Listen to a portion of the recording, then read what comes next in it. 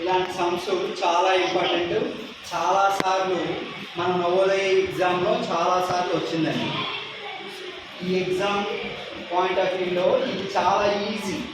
పాయింట్లే, only పాయింట్లే difference. ఒకసారి చూడండి, చదువుతాను.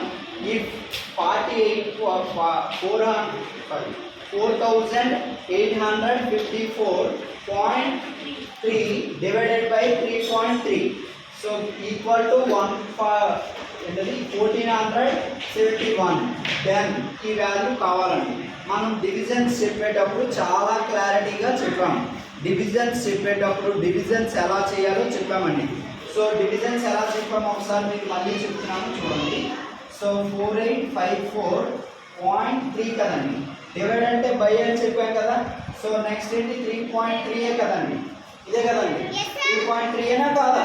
సో ఇప్పుడు ఏంటంటున్నామంటే ఇక్కడ 1 డిజిట్ తర్వాత పాయింట్ ఉంది, అంటే 1 డిజిట్ తర్వాత పాయింట్ ఉంది. సో ఇక్కడ ఏంటండి, 1 డిజిట్ తర్వాత పాయింట్ ఉంది.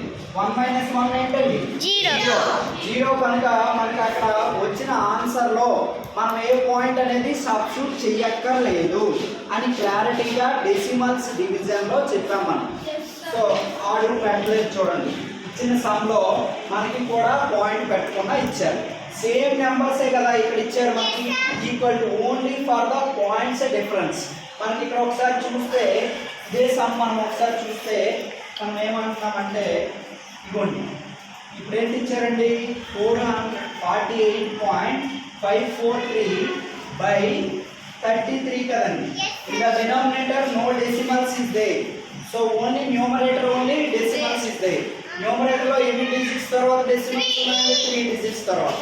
అంటే ఇక్కడ 3 రాయాలా? సో డినామినేటర్లో లేవుగా. సో అంటే మనకు వచ్చిన ఆన్సర్లో 3 డిజిట్స్ తర్వాతే కదా పాయింట్ పెట్టాలి. సో 3 డిజిట్స్ తర్వాత పెట్టాలని మనకు ఒక క్లారిటీ వచ్చింది. ఇప్పుడు మనం ఏం చేస్తాం, ఇక్కడ మనకు ఆన్సర్ ఏమొస్తుందో కూడా మనకు తెలుసు కదా, 1471 కదా. ఇప్పుడు 3 డిజిట్స్ తర్వాత పాయింట్ పెట్టాలి. 1 2 3 3 డిజిట్స్ తర్వాత పాయింట్ పెట్టాలి. చాలా ఈజీగా ఉంటాయి. Only for the difference of points only.